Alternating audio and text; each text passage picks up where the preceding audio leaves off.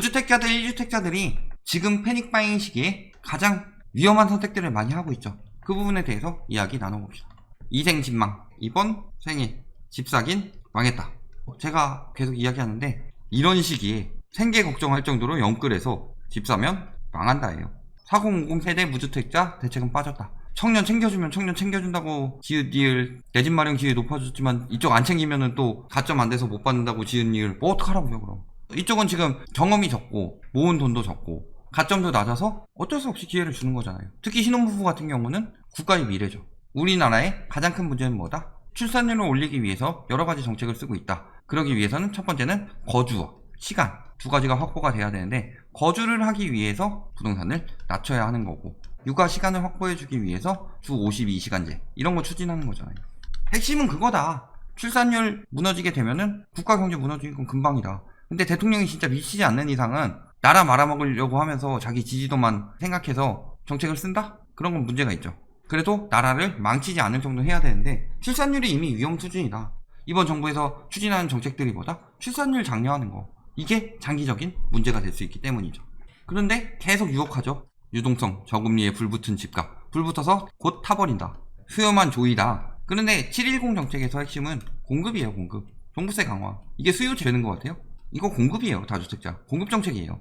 그리고 뒤늦게 공급? 공급이라고 인정은 하네요. 근데 사실상 신규 공급이 부족하진 않다라고 이야기 많이 했었죠. 빚내서라도 주식, 부동산을 몰린다. 영끌 하라고 유도하고 있는 거죠. 과잉 유동성 때문에 부동산 광풍이 생겼다. 유동성 떨어지고 있다가 언제 올랐어요? M2 통화량 보면은 질병 터지고 급격히 올랐어요. 여기다가 플러스 대출해서 집 사다가 급격히 올랐죠. 총 M2 말하는 거예요. 이땐 뭐예요? 팔고 진짜들은 현금화하고 있는데 대출까지 받아서 집 사고 있는 거였죠. 그리고 저 현금화의 대부분은 기업이 현금화하고 있다. 과잉 유동성 아니니까 재난지원금 푸는 거죠. 부동산에 쏠린 유동성 흡수할까 하면서 이런 거 하는데 별로 흡수할까? 물음표죠. 별로 흡수 못한다. 14년 만에 최대 15,000건 기록. 6월만. 그 전에 떨어진 건 말도 안 하고. 그렇죠? 역대 최고 기록한 상반기 부동산 시장. 패닉바잉이 이어질까? 패닉바잉이라고 본인이 이야기들 하고 있죠. 제정신이 아니다. 자, 그래서 고민을 많이 하죠.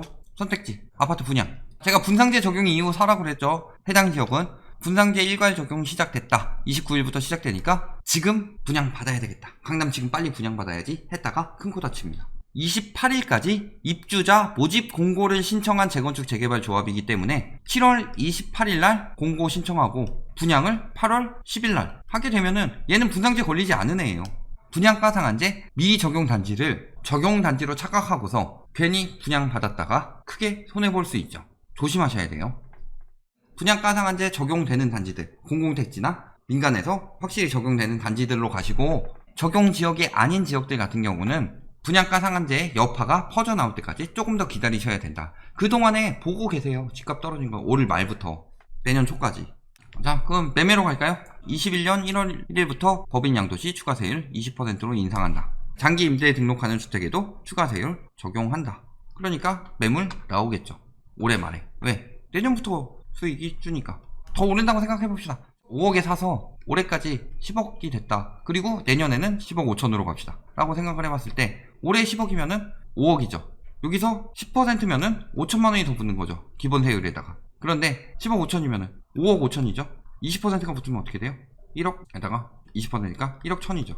양도세는 6천 늘어나고 벌이는 5천 늘어났으니까 그 전에 파는 게 이익이다. 올해 내로 빨리 팔아야 되죠. 법인들. 내년에 또 장특공제 거주 요건 붙죠. 1세대 1주택자 장기보유 특별공제에 거주 기간 요건 추가돼서 원래는 이거였는데 내년부터 보유 반, 거주 반. 그러면은 보유만 하고 있었다. 7, 8년 가지고 있었던 사람 생각해 봅시다. 내년 돼서 뭐 7년에서 9년으로 는다고 해도 뚝 떨어지죠. 올해 팔아야 되겠죠. 공제가 덜 되니까.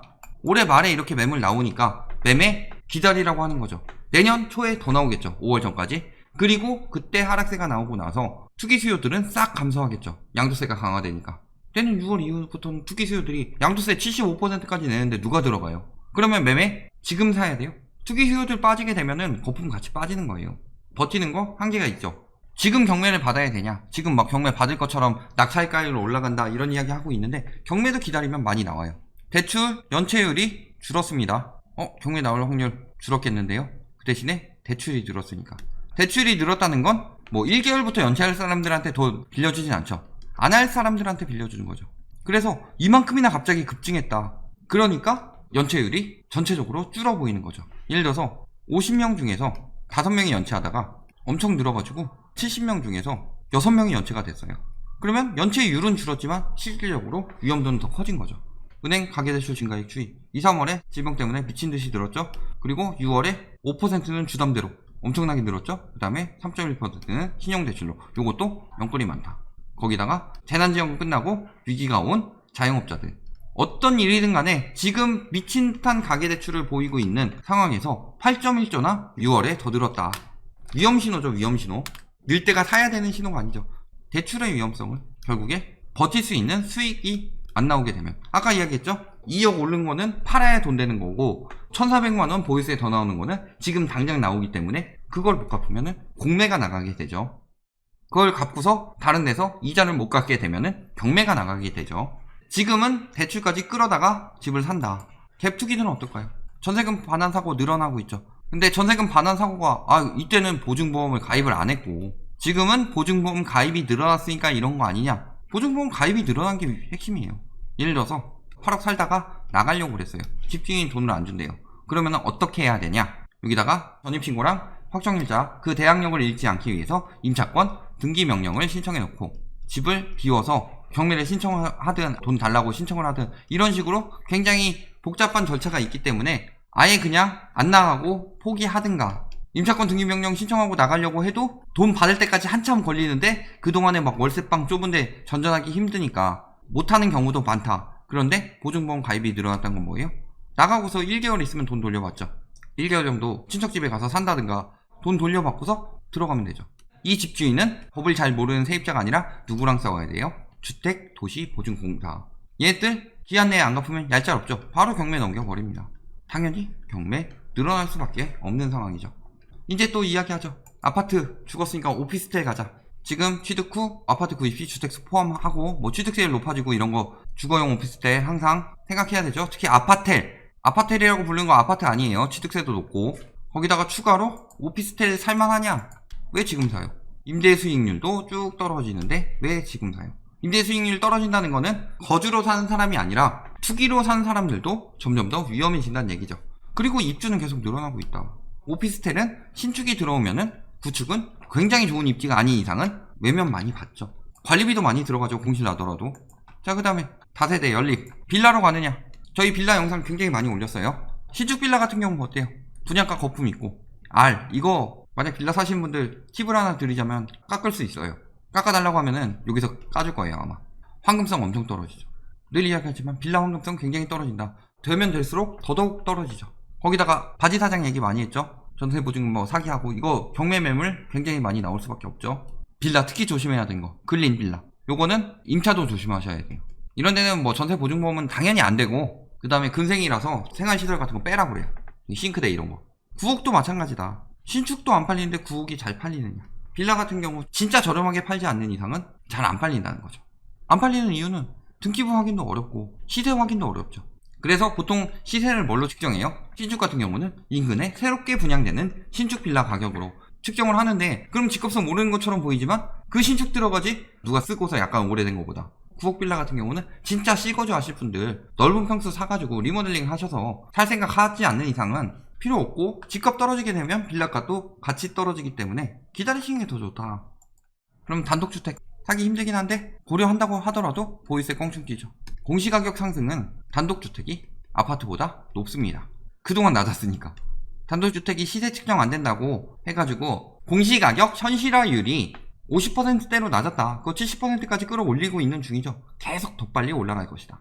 단독은 두 가지죠. 단독 또는 다가구. 단독 같은 경우는 일단은 비싸죠.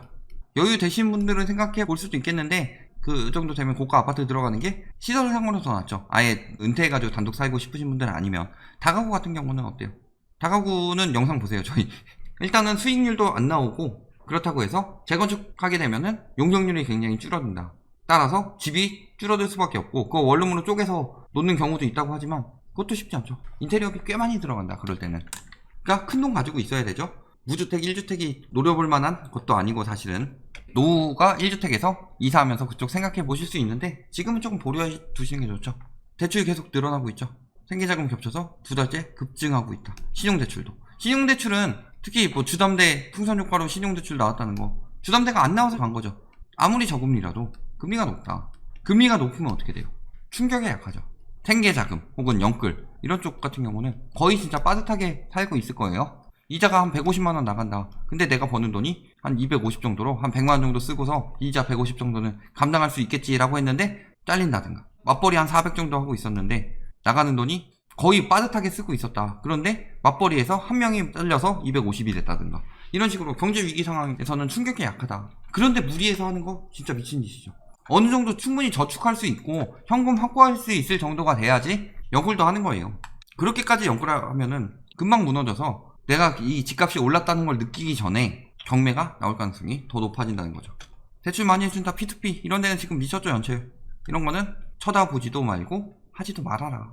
P2P로 투자하는 사람들도 위험하고 P2P 대출 받는 사람들도 위험하다. 이자도 엄청 세고. 그러니까 지금 뭐 자연현상이랑 막 해가지고 크어 막 하면서 선전하는 태땡 펀딩 이런 데 위험하다. 야, 늘 이야기하지만 집값이 한 번도 떨어진 적이 없다 라고 하는데 예전에 서울집값 이거 하이먼 민스키 한번 나오고 쭉 떨어졌었죠. 이 뭐 소폭의 등락은 계속 있죠. 쭉 떨어졌었다. 얼마 동안? 진짜로 서울 통틀어서 봤을 때는 2008년 말부터 13년 말까지 5년간 지속적인 하락을 거듭했다. 그런데 지금 문제는 이때보다 더 위험하다는 거죠. 첫 번째, 인구가 감소하고 있다. 인구는 감소하고 있는데 공급 부족이라고 하지만 주택은 훨씬 더 많다. 주택 보급률도 훨씬 더 높아졌죠. 거기다가 세 번째, 지금 26만 공급 들어온다고 그랬죠. 근데 일본에서 연 100만 원씩 들어왔을 때 그때랑 딱 겹치는 시기죠. 이때는 그래도 우리나라 인구는 늘고 있었고 주택은 지금보다 적었었고 이렇게까지 공급 폭증하지도 않았다. 그렇죠? 이 이후에는 공급 더 말아먹었었죠. 그런데 5년간 지속적으로 하락했다. 결론, 일단 무주택자 전세 오르는 거 기분이 나쁘다, 힘들다 라고 하더라도 버티세요. 전세는 돌려받는 돈이에요. 보증보험만 가입하면은 안심하고 돌려받는 돈이 되는데 매매는 경매 받은 거 떨어지게 되면 돌려받을 수 없습니다. 그리고 늘 이야기했듯이 지금 침체 여파는 제대로 터지지도 않았고 규제 여파도 제대로 나타나지 않았는데 그러니까 마지막까지 호도해서 지금 6월, 7월, 8월까지 막 패닉바잉 시키려고 하지만 10월, 11월 이때쯤 돼보면은 그때부터는 법인이 똥줄 타서 매물이 나오게 되면서 급매물 나오게 되면은 법인뿐만이 아니라 팔려고 생각했던 사람들 다 급매물 내놓을 수밖에 없다. 1주택자도 위험하다. 어떤 점이 위험하냐? 일시적 2주택. 기간이 줄었기 때문에 이사 간 다음에는 바로 빨리 팔아야 돼요. 반대로 집을 판다고 내놓고서 그 다음에 이사를 알아보시는 게 필요하다. 그리고 노후로 1주택 아파트 팔고 단독으로 가신다. 이런 것들 위험하고요. 빌라나 오피스텔 뜬다 라는 말 넘어가서 이런 거 샀다가는 이생진망입니다. 이번 생에 집 때문에 망했다. 전 늘 이야기하지만 다주택자들 계속 잡는 정책 나오고 있는데 왜 매수자가 급하냐. 진짜 발등에 불 떨어진 건 다주택자들이기 때문에 무주택 1주택 분들은 저렴한 아파트를 분양받겠다 하면서 지역주택 조합 뭐 이런 거 가입하고 이런 분들 생길 수 있고 급하게 뭐 빌라 들어간다든가 주거용 오피스텔 이런 것들 진짜 위험한 선택이니까 절대 하지 마셔라 라고 경고하려고 영상 만들었습니다.